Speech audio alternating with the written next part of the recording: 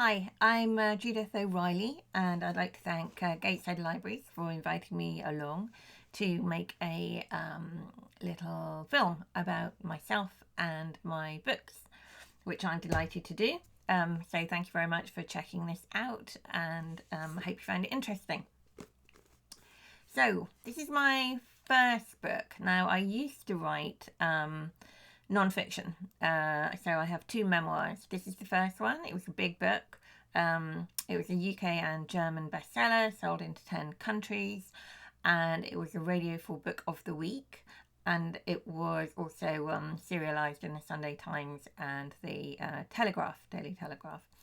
So this is about, technically, officially, about moving from London to Northumberland. In reality, it was about the compromises required by marriage and what it's like to have kids and life and death and grief and that kind of thing. So this is my second book. This is slightly different. Again, it's a memoir technically, but really it's an exploration of goodness. So I did this sort of social experiment. I did a good deed a day for a year. In a bid to see whether it made me a better person, which it did not. But I can tell you that doing good deeds becomes very addictive. And I also interviewed various people, sort of parents of adopted children, theologian, animal behaviourist, that kind of thing, to explore what makes us do the good that we do.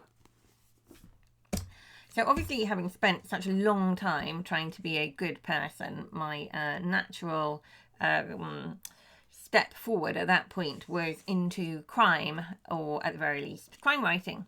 So this is my first crime book. It's an action adventure, and it introduces a new action adventure hero called Michael North. And Michael North is a little bit different from a lot of action adventure heroes insofar as he's actually carrying around a bullet in his head, because he's a veteran, and he took a very, very catastrophic injury. They couldn't get the bullet out, almost killed him. Didn't, thank goodness, because that would be a very short book otherwise. But what it's done is it's made Michael North very determined to make every second of the life he has left count. And for North, that's all about doing his duty and serving his country in the best way he can, which is basically, in this book, he's working for an extrajudicial government agency. And in this book, he has become a government agent. So Cursed Day is his second adventure. Cursed Day came out in April during lockdown. And this is about, among other things, artificial intelligence. So if you can see that, lots of birds. And this is a drone. So I find artificial intelligence really interesting. And it's the whole idea that we're not there yet, but we use AI to do all kinds of things, sort through medical data to see which is the best treatment for someone, Alexa, etc., your phone, all AI driven. But actually, there are risks to it. And one of the key challenges for humanity is going to be resolving what we do when artificial intelligence reaches consciousness. That is to say, when there is a new intelligence in the universe, which is not a human intelligence. Yeah. So what rights and responsibilities do we owe it? Yeah. And how is it going? What's it going to do? What does it mean? What consequences will that have for humanity itself? Okay. When the intelligence is outstripping our own. So I like to, when I'm writing, because I started off as a journalist, so I used to work for the Sunday Times and Channel 4 News and Newsnight. I like to learn as I write. I also like to learn as I read, actually, but I certainly like to learn as I write. So, and they say sort of write, some people, you know, the cliche is write what you know. I mean, I don't think I know enough to write what I know. I want to learn as I go, because I think you get a more interesting book. And also writers have quite boring lives, you know. We just sit in our offices and write, you know.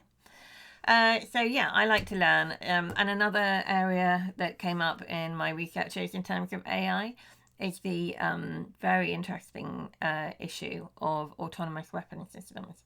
So what do you do when you put AI in the mix, in the military mix? Okay, when machines can identify a target, can lock onto it, and can themselves take the action which will result in a fatality. Yeah.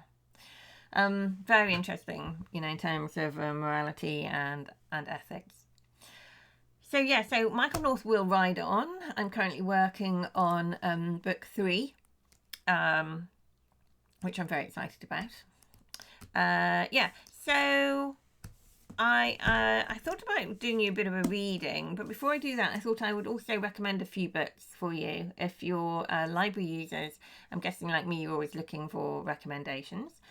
So I'm going to recommend my fellow Northern Crime Syndicate writers. I've got a few of their books here.